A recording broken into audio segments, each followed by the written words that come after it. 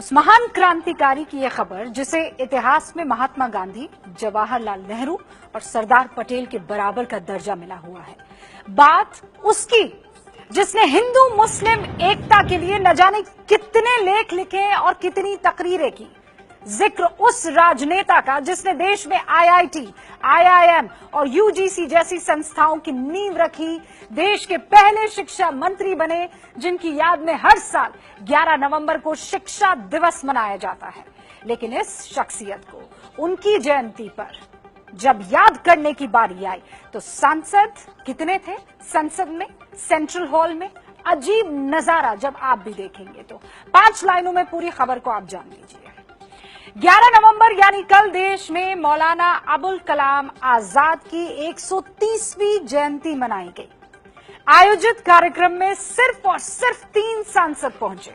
श्रद्धांजलि देने सिर्फ गुलाम नबी आजाद, विजय गोयल और सत्यनारायण जटिया पहुंचे। पीएम मोदी मौलाना आजाद को ऐसा नेता बता चुके हैं जिन्हें परिवारवाद की राजनीति में भुला दिया गया।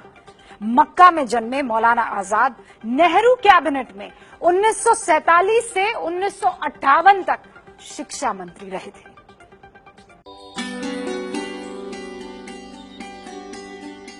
ये जो तस्वीरें आप देख रहे हैं ना, ये मौलाना आजाद की 130वीं जयंती पर संसद के सेंट्रल हॉल में किया गया कार्यक्रम है।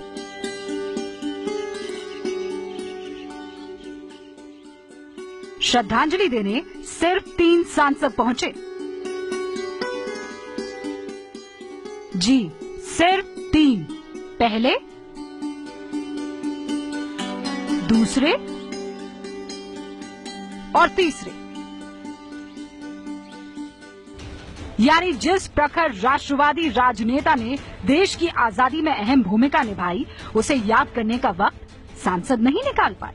लोकसभा और राज्यसभा को मिलाकर इस वक्त कुल 778 सांसद हैं और इन तमाम सांसदों के वेतन भत्तों और सुख सुविधाओं पर सरकारी खजाने से बीते 4 सालों में 19 अरब 97 करोड़ रुपए खर्च हुए हैं।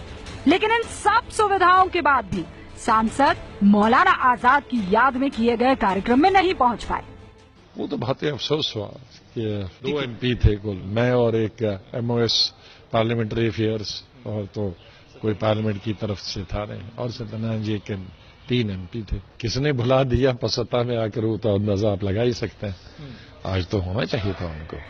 हर पार्टी ने मौलाना आजाद को भुला दिया। हालांकि संसदीय कार्य राज्य मंत्री सांसदों का बचाव करते दिखे। संसद का सत्र नहीं चल रहा है, इसलिए मैं समझता हूँ सांसद अपने अपने क्षेत्र में होंगे, शायद इसलिए उसमें कम होंगे। तो क्या मौलाना आजाद के जरिए कोई वोट बैंक नहीं सधता, इसीलिए उनकी कोई पूछ नहीं रही? लगता तो यही है।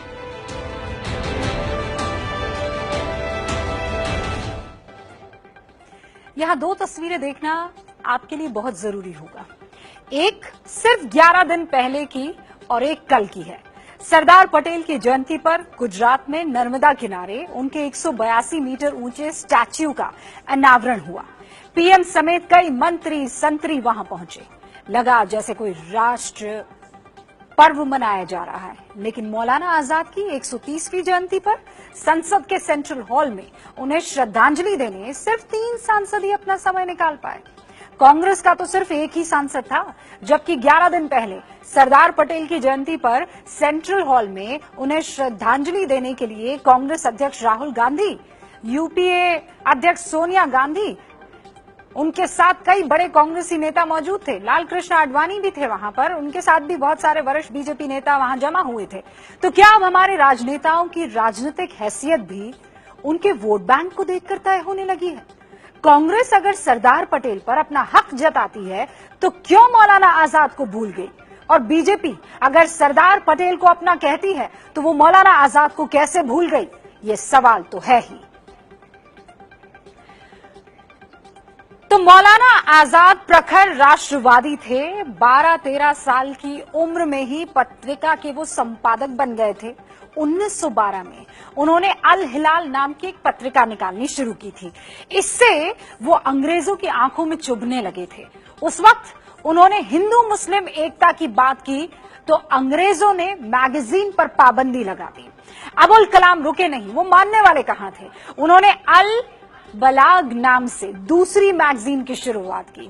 वो सांप्रदायिक सौहार्द को सबसे जरूरी मानते थे और इस दौर में जब राष्ट्रवाद और राष्ट्रद्रोह जुमलेबाजी बन गए हैं, आपको ये जरूर जानना चाहिए कि मौलाना आजाद के बारे में गांधी और नेहरू क्या कहते थे और खुद मौलाना आजाद राष्ट्रवाद को लेकर क्या सोचते थे।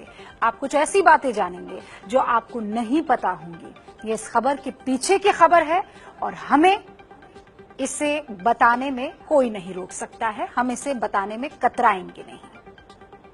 कोई जमात ऐसी नहीं कि जिसके दामन को खून का धब्बा न लगा हो। मैं आपसे दरख्वास्त करता हूं कि जिस दरवाजे से ये फिरका परस्ती आई है, उस दरवाजे को बंद कर दें। ये मौलाना आजाद की आवाज है। उन्हें जब भी मौका मिला फिरका परस्ती रोकने की कोशिश की और लोगों को जिम्मेदारी का एहसास कराया। तो जिंदगी का मानी यही है कि हम बोझ उठाएं और बोझ इस तरह न उठाएं कि घबराए हुए उठाएं, मर्दों की तरह हिम्मत के साथ उठाएं। जब देश बट रहा था उस वक्त भी हिंदू मुस्लिम एकता के सबसे बड़े पैरोकार थे मौलाना आजाद। 1947 में बकरीद पर जामा मस्जिद पर उनका भाषण ऐतिहासिक था। उसे सुनकर पाकिस्तान जा रहे हजारों मुसलमान यहीं रुक गए थे। उन्होंने कहा था, आखिर कहाँ जा रहे हो और क्यों जा रहे हो? ये देखो, मस्जिद की मीनारें तुमसे उचककर सवाल कर रही हैं कि तुमने अपनी तारीख के सफ़हात को कहाँ गुम कर दिया है। अभी कल की बात है कि यहीं जमुना के किनारे तुम्हारे काफिलों ने वजू किया था।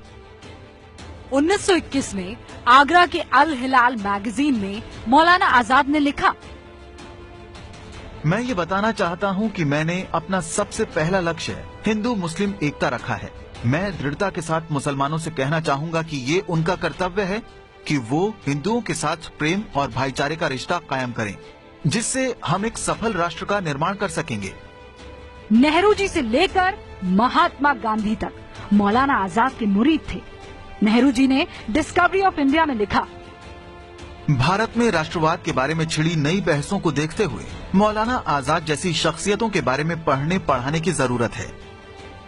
18 मई 1940 को सेवाग्राम में गांधी जी ने मौलाना आजाद के बारे में लिखा, इस्लाम का जितना ज्ञान उन्हें है उससे अधिक किसी को नहीं होगा। उनकी जितनी दृढ़ श्रद्धा इस्लाम में है, उतनी ही दृढ़ श्रद्धा राष्ट्रवादिता में भी है। लेकिन राष्ट्रवाद का यह असल ब्रांड एम्बेसडर खोखली बहस और नारेबाजी के बीच सांसदों को भी याद नहीं रहा।